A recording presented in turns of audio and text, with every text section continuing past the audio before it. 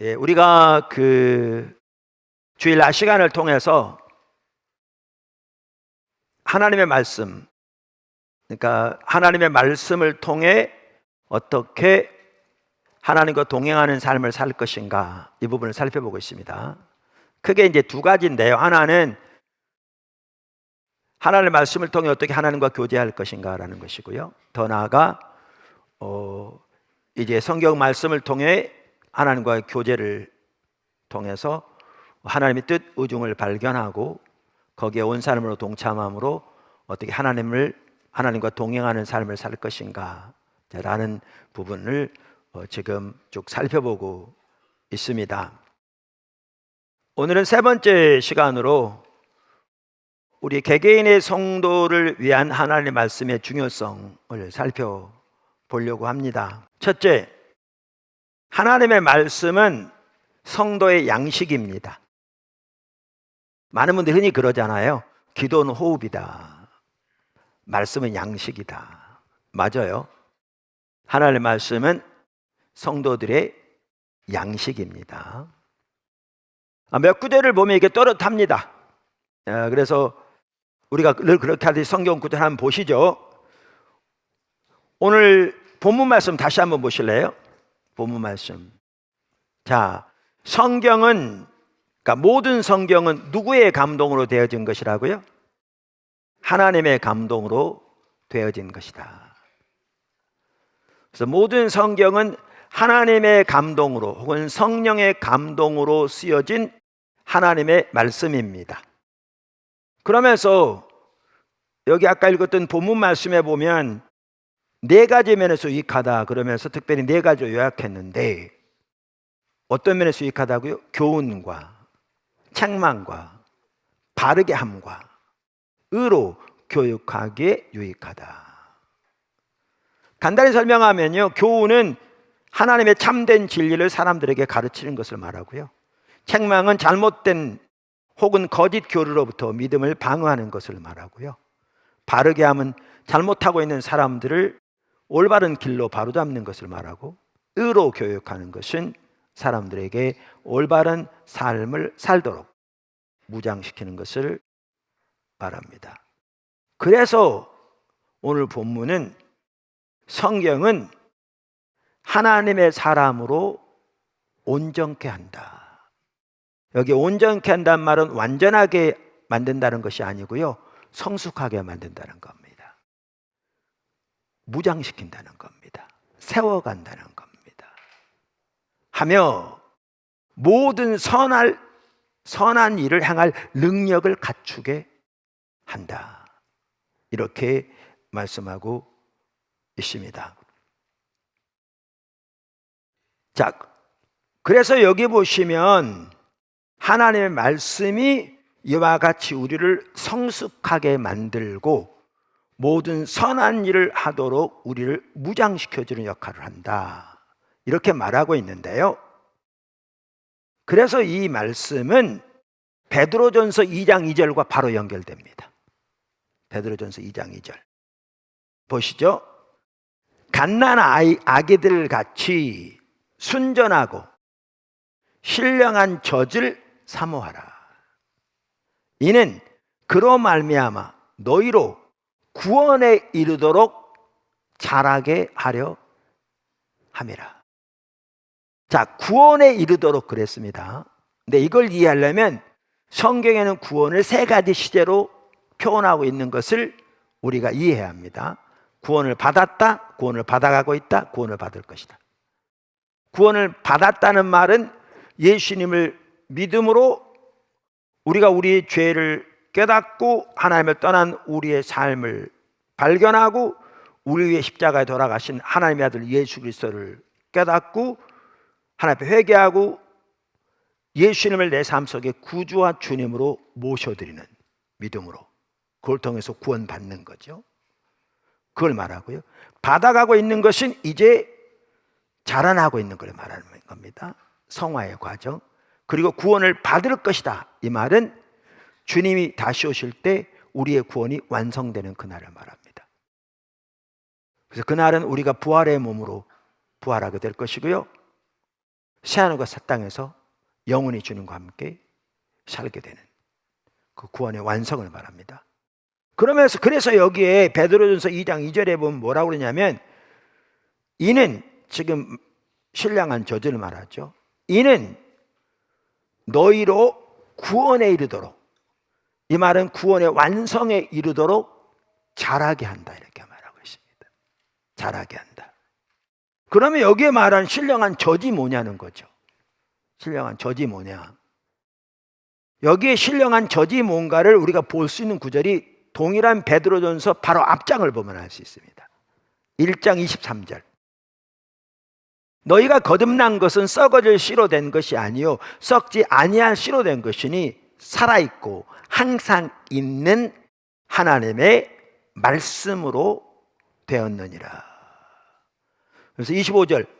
오직 주의 말씀은 세세토록 있어도 하였으니 너희에게 전한 복음이 곧 이 말씀이니라. 이 두 구절을 연결해 보면 여기에 신령한 젖이 말씀을 의미한 걸 볼 수 있습니다. 그러면 이 구절을 보면 말씀이 우리를 구원의 완성의 날에까지 이르도록 자라게 하는 것임을 볼 수 있습니다. 할렐루야. 그럼 왜 이것을 신령한 젖이라고 말했느냐? 이건 육신적인 것과 비유한 거죠. 뭐냐 하면 아이가 엄마의 젖을 먹고 자라듯이, 이 구절은 베드로전서 1장과 이렇게 서로 연결해 보면 우리가 하나님의 말씀, 그래서 영적인 젖이라고 표현하고 있잖아요. 신령한 젖이란 말은 영적인 젖이란 말이거든요. 하나님의 말씀으로 구원의 나라까지 이르도록 자라야 할 것을 말하고 있는 거죠. 근데 여러분 한번 생각해 보세요. 아이가 태어나서 자라고 있는데 5년이 되고 10년이 돼도 안 자라. 계속 누워서 엄마가 똥기저귀 갈아줘야 돼. 스스로 밥도 못 먹어. 20년이 됐는데도 그래요. 그럼 어떻게 되겠어요? 그건 심각한 거죠. 이건 병원을 찾아가도 뭐 한두 군데 찾아갈 게 아니라 이건 세계 과학자들이 몰려서 연구대상감일 거고, 자녀가 그렇다면 부모는 진짜 얼마나 밤낮으로 눈물 흘리면서 그냥 눈물코 쏟으면서 기도해야 될 것이고 도와달라고. 근데 오늘 성경은 여기에 신령한 젖이라고 표현한 게 자라나야 될 성도들의 모습을 비유로 들면서 한 거거든요. 여기에 보면. 근데 예수 믿는 우리들이 예수 믿은 지 5년이 되고 10년이 되고 20년이 됐는데 아직까지 영적인 어린아이로 남아있다면 그거 어떻게 되겠어요? 너무너무 심각한 거죠.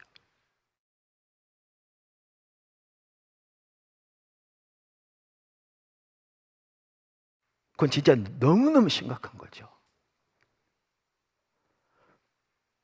그런데 오늘날 적지 않은 성도들이 그런 상태에 있거든요. 근데 위기의식도 없고 잘못됐다는 인식조차도 없고 그 심각한 상황에 대한 그것을 전혀 이렇게 그 심각성을 인식하지 못하는 그런 상태에 있습니다. 그래서 여기 보시면 신령한 젖, 지금 말씀을 말한다니까요. 이 구절이 어린아이들은 젖을 먹는다, 어른은 굳은 음식을 먹고, 그러니까 우리 신앙은 어리니까 젖을 먹어야 한다, 그 구절을 말하는 게 전혀 아니라고 믿습니다. 앞뒤를 보세요. 그 말이 아니에요. 하나님의 말씀으로 구원을 받았는데 그 말씀을 신령한 젖에 비유하면서 아이가 자라나듯이 우리가 구원의 날까지 자라나야 할 것을 말하면서 그러기 위해서 신령한 젖을 그렇게 사모하라고, 자라야 되기 때문에 이렇게 말하고 있는 거죠. 자라는 여러분이 되시기를 주님의 이름으로 축원합니다. 두 번째, 성령 충만을 위한 필수적인 요소. 성경은 우리에게 지속적으로 성령의 충만함을 받으라고 명령하고 있습니다. 강력하게. 우리가 지지난주에 살펴봤는데 이 구절 18절 보십시오. 에베소 5장. 술 취하지 말라. 이는 방탕한 것이니 오직 성령으로 충만함을 받으라. 그러니까 여기 성령으로 충만함을 받으라 이 말이 명령문입니다. 하나님 명령하신 거죠. 현재형입니다. 지속적으로 성령의 충만함을 받으라는 겁니다. 그러니까 헬라에서 현재형은 지속적인 행동을 가리키거든요. 그러니까 충만함을 받으라 이렇게 표현함으로써 우리가 우리 스스로 성령 충만할 수 없는 거죠. 우리는 받는 거죠. 근데 이게 명령문이다 보니까 우리가 할 부분이 있는 거죠. 우리가 아무것도 안 하고 그 하나님이 저절로 해주신 명령문이 나올 필요가 없잖아요. 그러니까 이 말은 하나님께서 우리를 성령으로 늘 채우셔서 우리가 성령의 충만함 가운데 살아가도록 힘쓰라 그 얘기죠. 힘쓰라. 그런데 여기 성령의 충만함을 받으라 이 말을 술 취하지 말라 말과 대조하고 있습니다. 이 성령 충만의 성격을 볼 수 있는 부분이기도 하죠. 우리가 술에 취하면 어떻게 됩니까? 여러분 술 안 드셔서 모른다고요? 네. 축복합니다. 네. 술 안 마시니까. 과거에 마셔보실 때 어떠셨나요? 과거에 안 드셨다고요? 네. 예, 잘하셨습니다. 그러니까 술에 취하면 술의 영향력 안에 들어가죠. 우리말에 그런 얘기 있잖아요. 처음에는 사람이 술을 먹고 나중엔 술이 술을 먹고 그 나중에는 술이 사람을 먹는다. 그러니까 마찬가지로 이 성령 충만을 받으면 성령께서 우리를 다스리시고 통치하시는 삶이 되는 거죠. 그러니까 그 종류의 성령 충만을 지금 말하고 있습니다. 이 구절은 술 취하는 사람이 술이 그 사람을 지배하고 영향을 미치고 그런 것처럼 성령께서 우리를 통치하시고 다스리시는 그러한 성령 충만을 말합니다. 우리 신앙생활에서 필수적인 요소 중에 하나는 성령 충만입니다. 신약시대는 성령의 시대잖아요. 그래서 성경은 성령과 함께 걸으라고 말하고 있잖아요. 이미 살펴본 대로. 그래서 성령 충만할 때 우리가 세상을 이길 수 있고 죄를 이길 수 있고 승리하는 삶을 살 수 있습니다. 제가 목사라도요 성령 충만하지 않으면 세상과 육신을 이길 수 없습니다. 인간은 아무도 이해가 없습니다. 아무도 이해가 없습니다.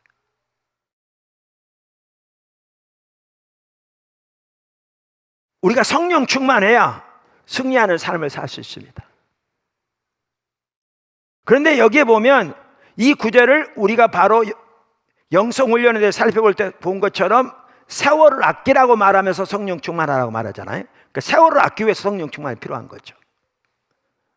성령 충만이 필요한 거죠.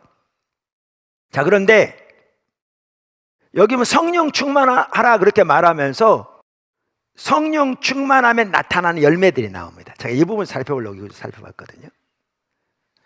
다시 한번 그 구절을 보실래요? 19절부터 보세요. 그러니까 18절에 보면 성령의 충만함을 받으라 그런 다음에 19절 시와 찬송과 신령한 노래들로 서로 화답하라. 우리말에 말하면 너희의 마음으로 주께 노래하라. 노래하면 찬송하라. 범사에 우리 주 예수 그리스도의 이름으로 항상 아버지 하나님께 감사하라.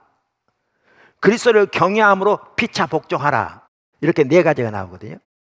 그러니까 얼뜻 보면 우리말에는 명령문이 4개가 추가로 나온 것 같이 보여요. 그래서 성령의 충만함을 받으라 그러면서 추가로 명령문이 4개가 나오는, 합해서 명령문이 5개가 나오는. 근데요, 원어에 보면 여기에 명령은 한 가지입니다. 성령의 충만함을 받으라. 이 명령문 동사에 분사가 4개가 붙어 있습니다. 그러니까 명령으로 해석할 수 있는데 이 구절을 보면 성령의 충만함과 동반되는 현상을 말합니다. 다시 말하면 여기서 말하는 성령의 충만함을 받을 때 혹은 성령의 충만할 때 이 삶의 열매가 나타나는 겁니다. 이 삶의 열매가. 그러니까 시와 찬송과 신령한 노래로 서로 화답하고 마음에서도 주께 찬양하고 범사에 모든 일 하나님께 항상 감사하고 그리고 그리스도를 경외함으로 피차 복종하고 그러면서 바로 이어서 나온 게 뭐예요? 부부간의 관계, 부모와 자녀간의 관계, 주정관계 등 인간관계를 쭉 나열을 하거든요. 하나님을 경외함으로 피차 복종하라. 그러니까 이 모든 것에 성령 충만에 달려있는 거죠. 성령 충만할 때 이 열매들이 나타나게 되어 있는 거죠. 자, 세 번째, 영적 전쟁의 무기. 그러니까 에베소 6장은 영적 전쟁에 대해서 말하고 있습니다. 그래서 영적 전쟁에서 우리가 승리하기 위해 전신갑주를 입어야 할 것을 말하고 있어요.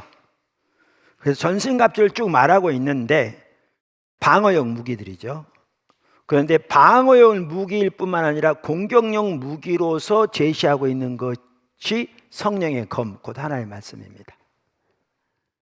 자, 10절 보시죠. 끝으로 너희가 주 안에서와 그 힘의 능력으로 강건하여지고 마귀의, 에베소 6장입니다. 10절. 마귀의 간계를 능히 대적하기 위하여 하나님의 전신갑주를 입으라. 그러면 17절. 구원의 투구와 성령의 검, 곧 하나님의 말씀을 가지라. 그러니까 성령의 검, 곧 하나님의 말씀은 매우 강력한 영적 전쟁의 무기입니다. 방어용뿐 아니라 공격용 무기입니다. 우리는 이것을 예수님의 삶에서도 볼 수 있습니다. 잘 볼 수 있는 게 사탄이 예수님을 시험한 내용에 나오죠. 마태복음 4장 예를 들면 누가복음에서 나오는데 이렇게 말하죠. 우리 잘 아는 구절입니다. 3절, 시험하는 자가, 마귀는 원래 시험하는 자예요. 그래서 마귀를 지칭할 때 뭐라고 표현하고 있어요? 시험하는 자라 표현하고 있어요. 여러분 시험 들었습니까? 그 마귀가 한 겁니다. 마귀는 시험하는 자예요. 시험하는 자가 예수께 나와서 이르되 내가 만일 하나님의 아들이여든 명하여 이 돌들로 떡덩이가 되게 하라. 제가 여러 번 나눴듯이 헬라어에는 가정법이 4가지가 있어요. 뭐뭐라면 이 가정법이 4가지가 있어요. 영어로 if. 근데 여기에 쓰여진 이 가정법은요, 가정하는 사실이 사실이라는 것을 전제하는 내용입니다. 그러니까 이걸 번역하면 이런 내용이 거죠. 당신이 하나님의 아들이지 않냐, 이런 뜻이에요. 마귀는 영적인 피조물이기 때문에 예수님이 하나님의 아들인 것을 당연히 잘 알았습니다. 가버나움 회당에 예수님께 들어가셨을 때 사람들 중에 아무도 예수님의 진정한 아이덴티티, 신분을 몰랐을 때 그 한 사람에게 들려있던 귀신은 정확하게 알았습니다. 예수님이 어떤 분인지를. 영적인 피조물이니까. 사탄은 당연히 예수님이 하나님의 아들이신 걸 압니다. 그래서 이 말은 가정법 중에 가정하는 내용이 사실인 걸 전제하는 가정법이거든요, 헬라어로. 그러니까 이런 내용입니다. 당신이 하나님의 아들이지 않냐? 그러니까 명하여 이 돌들로 떡덩이가 되게 하라. 이 말은 뭐냐 하면 돌에게 명해서 떡을 만들어 배를 채우라. 지금 배고프지 않냐? 그 말이고요. 더 나아가 사람들에게 돌로 떡을 만들어 저들의 배를 채움으로 저들의 왕이 되기 위해서 오지 않았느냐? 왕이 되라. 기적과 능력을 통해, 그 말이죠. 다시 말하면 하나님의 명령을 따라 십자가를 통한 길을 벗어나 지름길로 가라, 그 얘기입니다. 이 3가지 내용 다 한마디로 줄이면요, 많은 학자들이 얘기하는데 지름길로 가라는 겁니다. 내 방법으로 가라. 세상의 방법으로 가라. 하나님의 길이 아닌 지름길로 가라. 십자가의 길이 아닌 사람에게 능력으로 과시하는 길을 가라. 자기를 드러내는 길로 가라 라는 거죠. 다 단호하게 거절하셨습니다. 예수. 거절하셨는데 뭘로 거절하셨느냐? 말씀으로 거절하셨습니다. 그래서 이렇게 말하죠. 4절 예수께서 대답하여 이르시되 기록되었으되 사람이 떡으로만 살 것이 아니요 하나님의 입으로부터 나오는 모든 말씀으로 살 것이라 하였느니라. 그래서 기록되었으되 말씀으로 거절하셨습니다. 말씀이 영적 전쟁에서 무기입니다. 근데 이런 것 같더라고요. 말씀이 영적 전쟁의 무기가 되려면 예수님이 가지셨던 그 자세가 우리에게 있어야 합니다. 우리에게 있어야 합니다. 그러니까 제가 제 책 기초성경 공부에 나오는 내용들인데 크게 두 가지입니다. 뭐 여러 가지가 있겠지만 하나는 예수님은 하나님께서 말씀하신 의도와 의미와 목적 그대로의 말씀을 취하셨고요. 그것을 자기 생명으로 하셨습니다. 무슨 말이냐면 예수님을 시험하는 내용 중에 하나가 예수님을 성전 꼭대기에 세우고 뛰어내리라고 그러면 하나님의 천사들 동원해서 받쳐줄 거라고 시험했거든요. 그러면 성경을 인용해요. 시편 91편.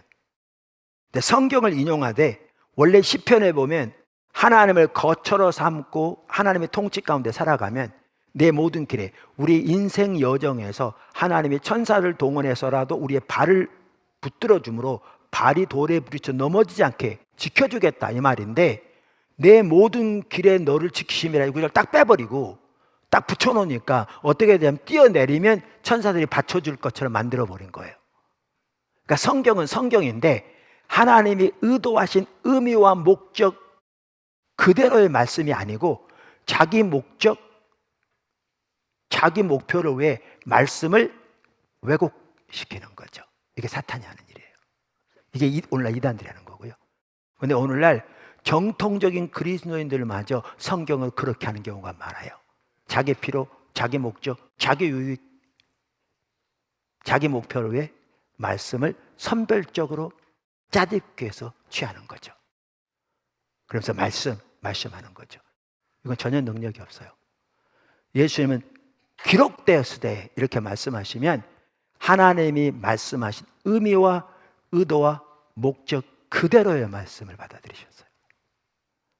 이게 말씀 앞에 정직한 사람이에요. 그게 같이 있어야 돼요. 동시에 또 뭐냐 하면 마귀가 천하만국의 영광을 보이면서 내게 절하라, 내게 복종하라, 내 방법을 따르라 그 얘기잖아요. 그러면 내가 이 모든 걸 주겠다. 내게 주어진 것으로 내가 원하는 데 줄 수 있다. 예수님 그 부인하지 않으셨거든요. 원래 그 하나님이 주신 거예요. 저기 그 아담에게. 근데 아담이 마귀에게 순종함으로 마귀가 성경에 이 세상 신이라 공중의 권세 잡은 자라 이렇게 표현되어 있잖아요. 그래서 마귀의 방법을 따르라는 거예요. 마귀의 방법을 따르면서도 세상에 돈 많이 벌 수 있습니다.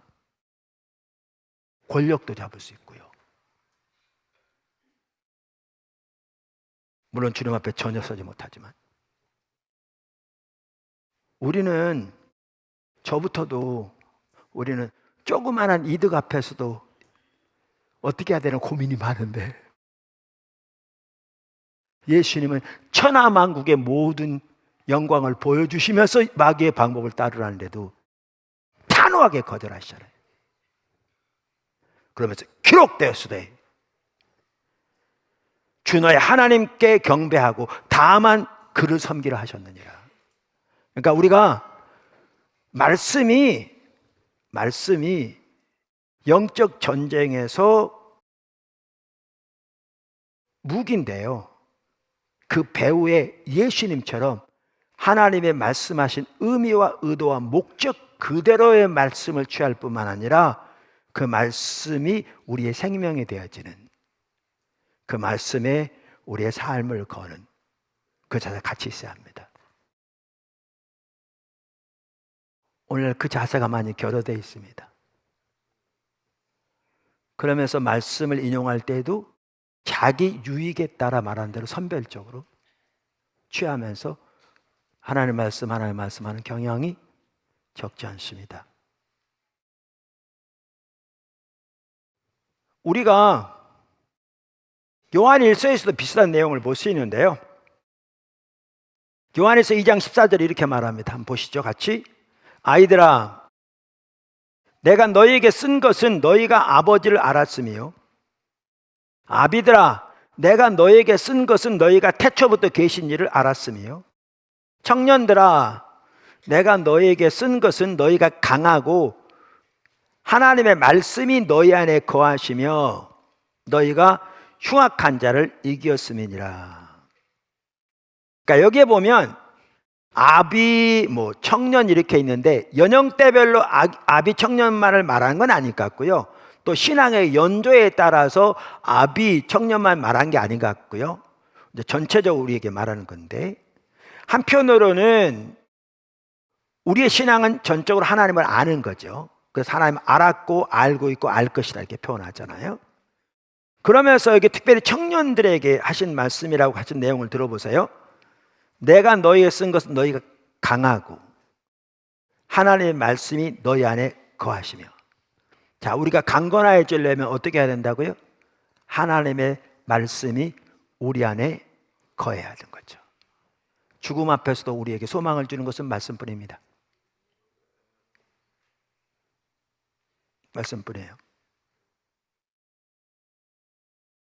그래서 에베소 2장에 보면 에베소 교회를 위해 기도하면서 하나님께서 위로부터 하나님의 영광의 풍성하심을 따라 성령을 통해 강한 능력으로 우리의 속사람을 강건케 해주시라고 기도하고 있는데, 우리의 속사람이 강건케 되기 위해 기도가 중요하고 속사람이 강건케 되기 위해 성령의 능력이 중요하지만, 성령 충만, 동시에 우리의 속사람이 강건케 되기 위해 하나님의 말씀이 우리 속에 거하는 게 중요한 걸 보세요. 이게 분리되지 않죠. 말씀, 기도, 성령. 할렐루야. 분리되지 않아요. 이 시대에 우리 주변 문화에는 정말 반기독교적이고 이교적인 사조와 가치관이 팽배합니다. 이 상황에서 하나님의 백성들이 그 거짓 가운데 그 악한 모든 괴계를 이기고 승리하는 삶을 살려면 반드시 말씀으로 무장돼야 합니다. 요한일서 1장, 아까 2장 14절에 그 말씀 그대로입니다. 프랭클린 그레이엄 목사님이라고 아시죠? 빌리 그레이엄 목사님 아들입니다. 그 어떤 분이 저에게 미주 크리스천 그 신문 하나를 매번 보여줍니다. 그 종이로 말고 파일로. 미국의 리버티 유니버시티라고 우리 미 남침미교단 대학이거든요. 거기에서 프랭클린 목사님이 졸업식에 강사로 섰더라고요. 얼마 전에. 그냥 기사가 며칠 전에 나온 얘기거든요. 그러면서 이렇게 말했더라고요.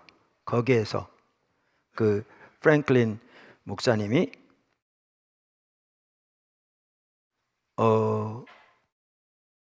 거짓 속에서도 진리만 따르라. 거짓 속에서 진리만 따르라. 그러니까 오늘날 우리가 살고 있는 이 시대에는 그분의 표현대로 지옥에서 나온, 그분이 이렇게 표현했어요. 미국이 지옥에서 온 혼란과 거짓 문화에 지배되고 있다. 이 학교 학생들은 진리를 수호하라 이렇게 말했더라고요.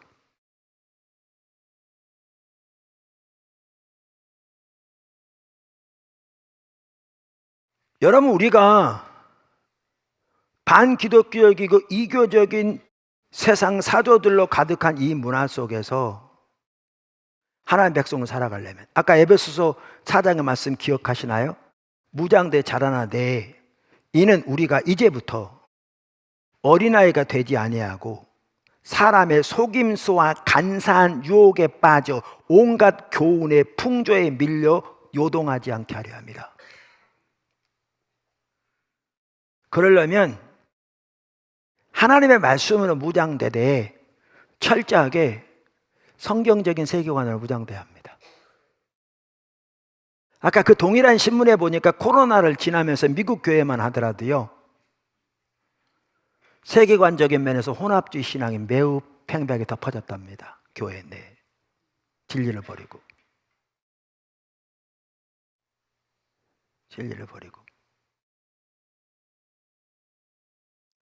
저는 이 설교를 준비하면서 하나님께서 우리에게 샘물결 대학도 빨리 세워주시면 좋겠다, 이런 기도가 나왔습니다. 여러분 기도해 주십시오. 샘물결 대학이 세워지면 철저하게 십자가 복음의 토대 위에 세워져서 학생들이 십자가 복음의 삶을 통해 하나님께 친밀한 교제 가운데 자라나고 성경적인 세계관을 무장해서 그들을 세우시고 부르시는 각 영역을 성경의 진리에 토대한, 그래서 전문적인 지식을 가지고 문화로 구속하는 자리에까지 자라는, 그래서 세상에 하나님의 샬롬과 평강을 가져오는 사람들로 그들을 무장하고 세상으로 내보낼 그런 대학이 속히 세워졌으면 좋겠더라고요. 말씀이요, 영적 전쟁의 무기인데 그것이 예수님의 삶에서 볼 수 있는 것처럼 우리가 하나님과 동행하는 삶을 사는데 필수적인, 그러나 예수님이 가셨던 자세가 같이 가는 뿐만 아니라 이 말씀으로 무장되어야 어린아이와 같이 되지 아니하고 사람의 풍조에 의해서 마치 파도처럼 휩쓸리는 것이 되지 아니하고 악한 자를 이길 뿐만 아니라 이것이 단순히 이단에 대한 문제만이 아니고 이 세상 정말 심각한 이 세속적인 사조로 무장된 이 문화 가운데서 선교적 삶을 사는데 필수입니다. 필수입니다. 그래서 어른도 그렇게 무장돼야 합니다. 네 번째, 하나님은 성경을 통해서 가장 많이 말씀하십니다. 즉 하나님 자신과 목적과 길을 보이십니다. 이 부분은 앞으로 살펴보니까 넘어가겠습니다. 다섯 번째 마지막으로, 하나님의 말씀은 우리 영혼의 거울입니다. 하나님의 말씀 우리 영혼의 거울입니다. 율법의 목적 중 하나는 우리의 죄를 드러내기 위한 것입니다. 로마서 7장 7절, 그런즉 우리가 무슨 말 하리요? 율법이 죄냐? 그럴 수 없느니라. 율법으로 말미암지 않고는 내가 죄를 알지 못하였으니 곧 율법이 탐내지 말라 하지 아니하였더라면 내가 탐심을 알지 못하였으리라.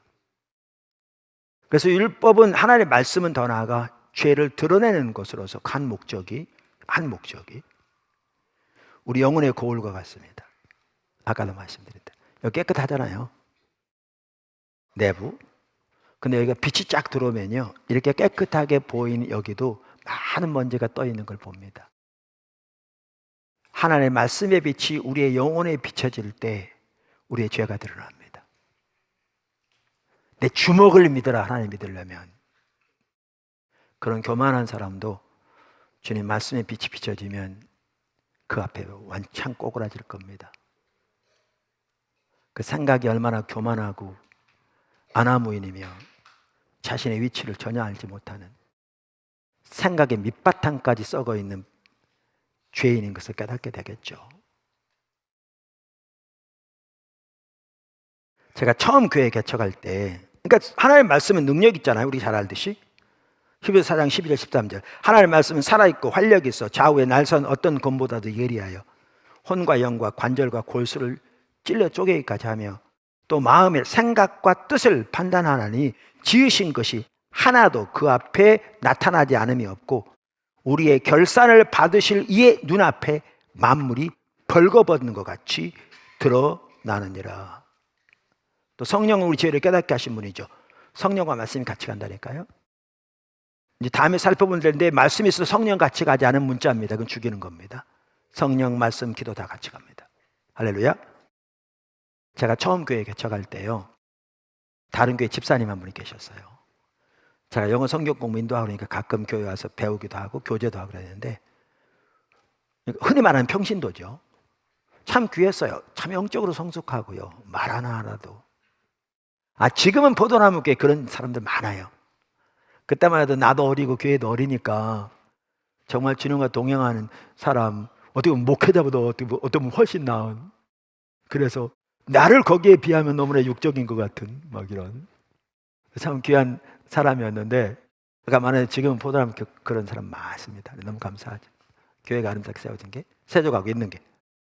근데 그분이 주님과의 관계가 이렇게 놀랍게 바뀌었을 때를 얘기해 주는데, 자세한 건 기억이 안 나요. 오래전이고 또 저는 외우는 거 잘 못해요. 근데 요지만은 분명히 알아요. 금식기도 하게 됐어요. 어떤 계기가 있었는지. 그러면 성경을 읽어가는 거예요. 또 그 기간 동안에 애들까지 맡겨놓고 할 수 있는 뭐가 돼서. 근데 말씀 읽다 보면 그 말씀 하나하나 비춰질 때 자기의 삶의 죄가 드러나는 거예요. 적나라하게. 그럼 회개하고 돌이키고 은혜를 구하고 또 읽고 회개하고 돌이키고 은혜를 구하고 또 읽고 회개하고 돌이키고 은혜를 구하고 또 읽고 회개하고 은혜를 구하고. 이러면서 그때 얘기로는 뭐 3일인가 일주일인가 하여튼 뭐 일정 기간인데, 그러면서 하나님과의 관계가 근본적으로 바뀐 거예요. 제가 처음 주님을 집중적으로 따라갈 때도 얘기했고, 우리가 주님을 찾는 방법을 늘 말씀드렸듯이 하나님을 알고 주님의 뜻을 알고자 해서 주님 찾는 거잖아요. 그리고 주님 것을 같이, 주님 계신 걸 같이 있기를. 그러면서 하나님의 말씀을 통해서 하나님의 길을 배워가기 원하잖아요. 이미 살펴본 것처럼 매우 중요한 부분. 근데 그렇게 주님 말씀을 듣고 읽고 구하다 보면 자기가 보여요. 주님을 떠난 자기 모습. 생각부터 동기부터 자세부터. 그러면 회개하고 돌이키고 은혜를 구하고, 또 보면 또 보이고 회개하고 돌이키고 은혜를 구하고, 정리하다 보면 또 보여요. 그럼 회개하고 돌이키고 은혜를 구하고, 이런 과정이 반복되며 세워집니다. 공통점입니다. 말씀은 우리 죄를 드러냅니다. 그게 축복인 거죠. 말씀은 죄가 드러나게 합니다. 그게 축복입니다.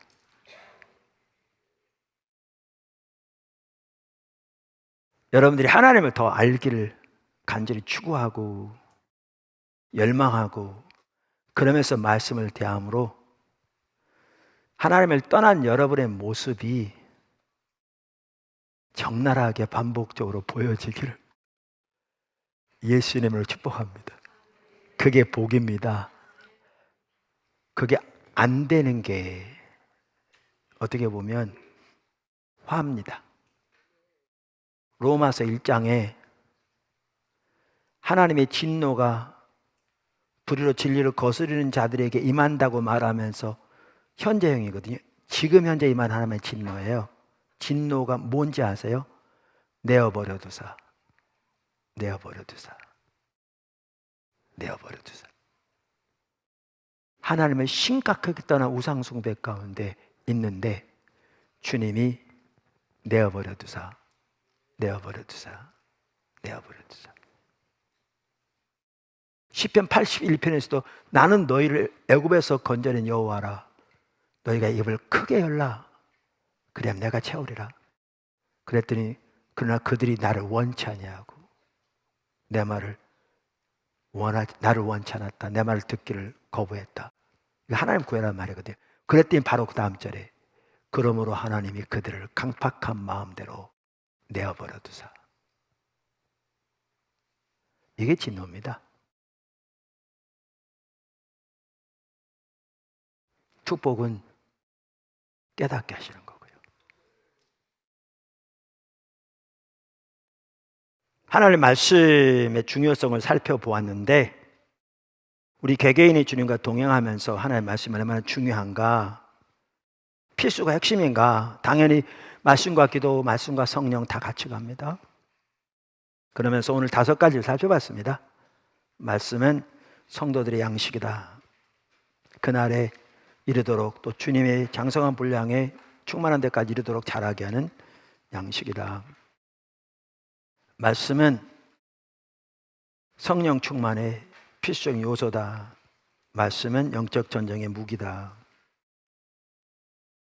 그러면 이 시대가 참 얼마나 심각하게 영적 전쟁에 전쟁터에 있는가, 오늘날 문학 가운데서.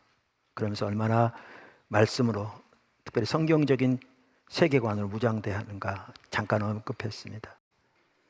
하나님은 성경을 통해서 가장 많이 우리에게 하나님 뜻을 보이시고요, 말씀하시고, 하나님의 말씀 우리 영혼의 거울입니다.